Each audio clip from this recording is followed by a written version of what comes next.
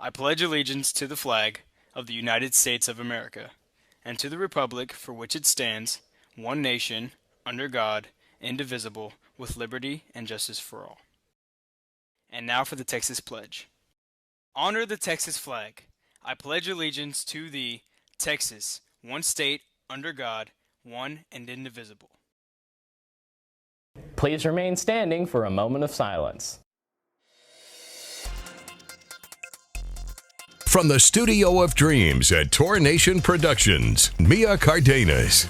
Reporting from the Studio of Dreams, located at Ball High School in Galveston, Texas. Welcome to the award-winning Good Morning Ball High. I'm Logan Martis, filling in for Mia Cardenas. Today's a gold day, and all students will attend periods 2, 4, 6, and 8. Now, stay tuned for today's Time Rewind, courtesy of our good friend, David Mendel.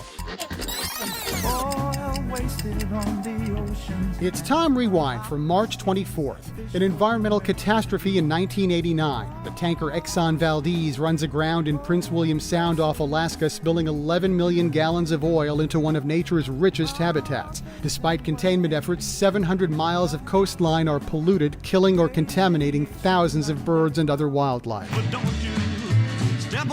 In 1958, Elvis Presley swaps his blue suede shoes for military boots when he's inducted as a U.S. Army private.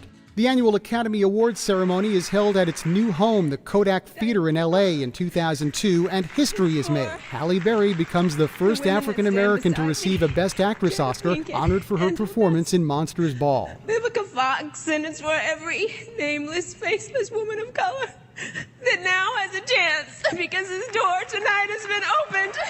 That's Time Rewind. I'm David Mendel. Attention seniors, cap gown delivery will take place on Wednesday, 5:19 and Thursday, 5:20 during all lunches. For further information, see Ms. Schumann. The library is open and here to serve you. Of course, there are currently some restrictions. The library staff is here to help, and you can even order books from home. For further information, go to the link below. Announcing the return of the official tour discount card with savings at numerous popular spots around the island. The discounts expire on February 28th of next year. Cost is $15 per card. See any Stuco member or Ms. Schumann for additional details. The varsity boys soccer team will play Galena Park tomorrow night at the Crosby Football Stadium. Good luck to the Tours as they begin playoff competition. Go Tours! The Student Council is hosting a fundraiser Friday at the new Panda Express on 61st Street and Stewart Road. Come out and support Stuco whenever you eat any time at Panda Express on Friday. You must show the official flyer that is posted on social media in order for the purchase to count towards the fundraiser. If you would like your club, sports, or others activities, news, and announcements featured on Good Morning Ball High, email your request to Mr. Dudis. The Ball High School ROTC will be sponsoring a blood drive with the MD Anderson Cancer Center here on Friday, April 16th from 9 a.m. to 2 p.m. To schedule an appointment, go to the link below. For questions, please contact Major Knight at the email address below. Any students that are interested in being a manager or working on the film crew for the boys basketball team, please contact Coach Dayon in room 1091 or speak with Coach Temple about joining the basketball class next year. Student parking is free this year. There are no reserved spots. Remember, the student parking lot is a lot across from the auditorium between Ball High and the Scott Building.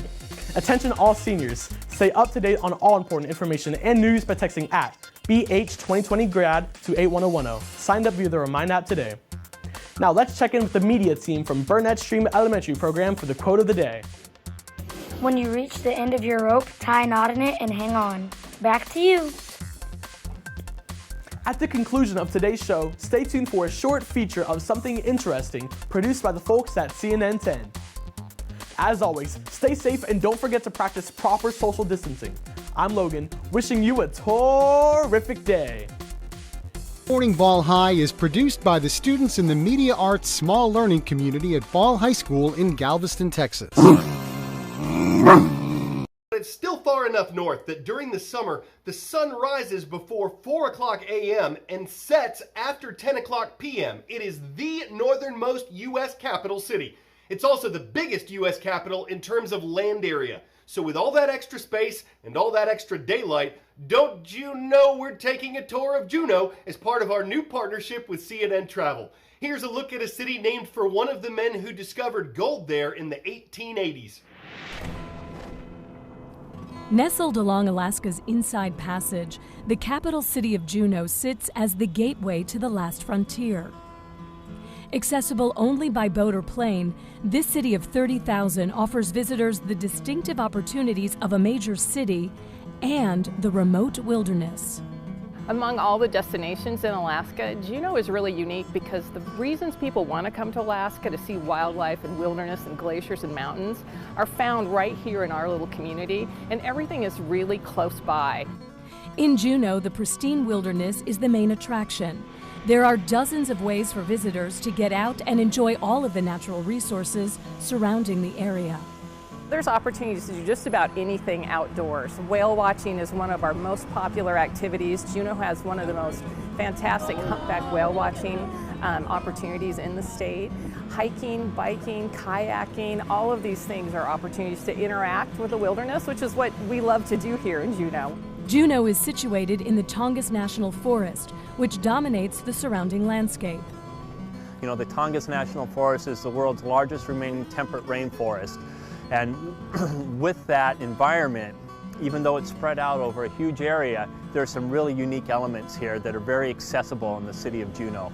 The proximity of the forest means visitors can trek on glaciers, experience wildlife up close, and even do a little mountain climbing. But don't pull out the ropes and harnesses just yet. The Mount Roberts Tramway in downtown Juneau can whisk you up to the top of the mountain without breaking a sweat. One of the great aspects of Juneau is our mountains. We're surrounded by mountains. So the tram was built, and it is a really wonderful, scenic way for people to get up into the mountains or nearby and have incredible views of the area that surrounds Juneau. If you're not the outdoor type, Juneau still has plenty to offer. The city has lots of shopping and a vibrant art scene that can trace its heritage back centuries. Part of the uniqueness of Juneau's history is that the native culture, the Tlingit Indians, had a beautiful arts culture, and they still have that today, and they're developing it. And I think it inspired a lot of other artists to start looking at how to incorporate the really beautiful natural resources around Alaska into their art. And so you'll see a lot of really beautiful art, carving, silver, wood, and I think a lot of the natural resources of Juneau is what inspires our local artists. The spirit of the city comes from the surrounding wilderness, but the charm of Juneau lies in its people. You'll see a lot of stores here that are owned by families who have deep roots in Juneau. Their families came here with the original founder families, and they're connected. And people get very attached to Juneau, and they support one another, and it creates a really nice, friendly environment. For CNN, I'm Holly Furfer.